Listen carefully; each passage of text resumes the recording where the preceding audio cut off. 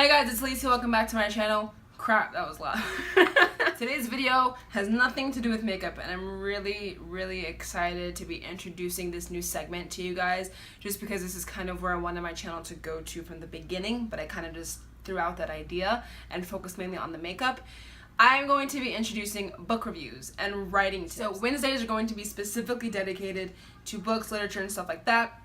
I'm going to be calling it What's the Word Wednesday, but I will be putting this video up today on Thursday or tomorrow Friday just to see how it goes, and then I'll be back for regular syndication next Wednesday on a different book. What we're talking about today is Ready Player One by Ernest Cline. Just because something says it's a New York Times bestseller doesn't automatically equal that the book is going to be really good.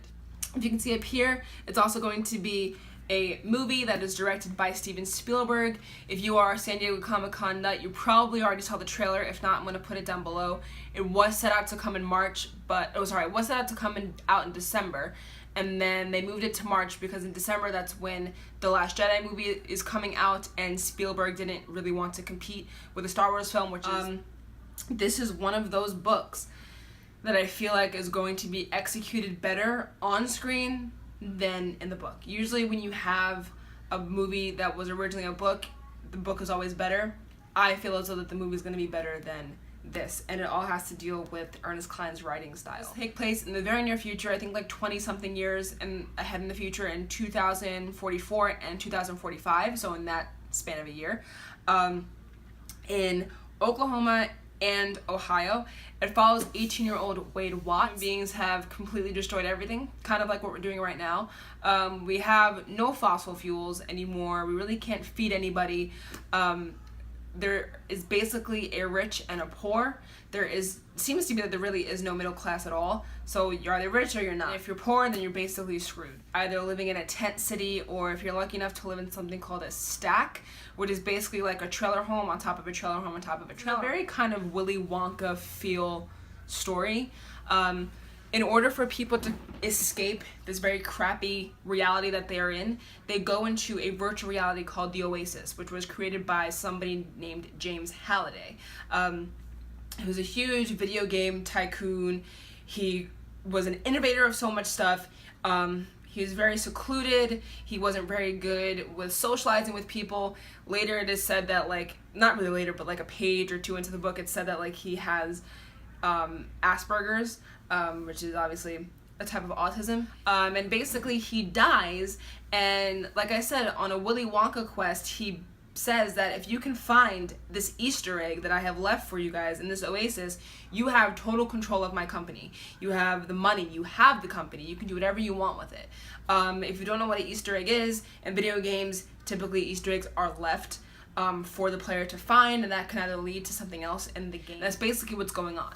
He left something called an Anorak's Almanac, and Anorak, or Anorak, I don't really know how to say it, is his Dungeons and Dragons name that he had as a kid, and it basically has all of the stuff that you need to know about him, and he leaves the first riddle of where to find the first key, which is the copper key. Now, when his will came out, everybody goes crazy and they're scrambling to find this first key, but nobody can find it, and 5 years pass and still nobody has been able to find it until Wade Watts comes along, and he's sitting in his Latin class, and he figures it out, and he finds the copper key, and then everything kind of picks up from there. There is a corporation called the IOI Corporation that wants to get this key because then they get control of one of the biggest conglomerates in intranet history. They're basically your capitalist, fascist villains in this book, and you obviously don't want them to win. This is a very entertaining book in some aspects, but Ernest Cline's writing style bothered me to no end, that I really had a hard time enjoying it. I feel if it was executed differently, I would have liked it a lot more. First thing that bothers me about this book, or just Cline as a writer in general, he is incredibly repetitive in what he's trying to say. And it is kind of annoying. Repetition, I feel, works really well in poetry. If you're giving a speech, think of Dr. King's I Have a Dream or Still I Rise by Maya Angelou. It works. It's there for a purpose. I feel as though that he kind of repeats himself to the point that he probably just forgot that he wrote that already and he needs to repeat himself. These things is there's a character named H who is Wade's best friend. Wade also goes by Parzival, that's his avatar name, by the way. And he is described as a suave guy and all this stuff, and he is known by his trademark Cheshire grin. So that, like the Cheshire cat from Alice in Wonderland, has that really big smile. And he describes H's smile as a Cheshire-like grin over and over and over and over again, up until the end of the book. And that's the first thing that I got kind of annoyed with, because I feel as though you can describe somebody who has a really big grin on his face without saying a Cheshire-like grin over and over again. You already told us once what his smile is like. You can say that he flashed his trademark smile. He says a lot of things like the door irised itself open, it irised itself shut. He says that constantly when it comes to a door opening and closing, instead of just saying the door opened. You know what I mean? Stuff like that. He's very flowery with his language, but he uses it too much. It's in chapter 21, where he's describing something called a Fendoros Tablet of Finding. And it's basically like a little tablet that you use that you write an avatar's name to find where they are. And if they're in a close enough vicinity, the tablet can tell you exactly where that avatar is. But if you're farther away, they can really only tell you like the sector that they're in, but just not the planet. He literally describes it like that twice, within a paragraph of each other. So here he explains exactly what the Fendoros tablet does, and then right here he explains what it does again, but he just uses different wording for it. Like, you already told us what it is, why are you telling us what it is again when you literally just said it? Another thing is that Wade gets incredibly repetitive. He says constantly throughout the book that the Oasis taught him how to read, write, do math, all this stuff. He says it like 5 times. 5 freaking times in the book. He constantly brings it up, and it's kind of obnoxious as well. So repetition is one of my biggest pet peeves in this, and that leads me to another. Halliday is obsessed with the 1980s. That is when he was a teenager, and quintessentially where they had some of the greatest video games, I assume, and everything in the Oasis is kind of modeled after the 1980s, and that kind of sees a resurgence in the real world too. Sorry, I can't say that fast. Kids and teenagers are starting to dress like they were in the 1980s, watching movies, listening to music, all that stuff. So it's kind of like a resurgence of everything. And Cline says that in the beginning of the book, and he kind of keeps repeating it over and over and over again. Everything is Halliday's favorite film. Everything is Halliday's favorite music. So Wade obviously has read it, watched it, listened to it 100 and something times. He constantly says that. This is one of Halliday's favorites, so of course I did this. This is one of Halliday's favorites, so of course I did that. Again, more repetition. And he constantly has to say if something is an 80s film or an 80s TV show or an 80s song. You already established that the 1980s was a very big deal in Halliday's life. There's really no point of saying what something is. If you don't know that 16 Candles or Ferris Bueller was made in the 1980s, wake up. Come on, seriously? He says this over and over and over again, and it kind of drives me nuts. If you are not familiar with video game culture or pop culture in general or the 1980s, you don't have to worry, because he over-explains everything in this book. Everything. You have bits of Wade talking about stuff, and then he goes in and explains what a movie is. He explains what the song is. He explains what a video game does. It really felt like I was reading a Wikipedia page on something. I can go on the Wikipedia page and find that same exact stuff. It's an over-explanation of something that is completely unnecessary. And I do understand that the age group that would also be reading this book might not be that familiar with the 1980s, but there are ways of explaining something without doing it too much, and that's what Cline does. And I also feel like it's one of those things where it's like, hey guys, I know a lot about this specific topic, so I'm going to kind of show off my knowledge of it. That's kind of the feeling that I got from this entire story. And maybe that's kind of how he wanted Wade to come off, but I didn't get that feeling of that's who Wade was as a person. I mean, he really didn't do a good job of characterizing Wade very well anyway, but still. It kind of just felt like Cline was like, I know a lot about this specific time era, so I'm going to write a book about it. And here it is. This book name drops pretty much everything. And 95% of the stuff that he name drops, that Cline Wade drops, I said Klein Wade drops. That Klein name drops serves absolutely no purpose to the plot whatsoever.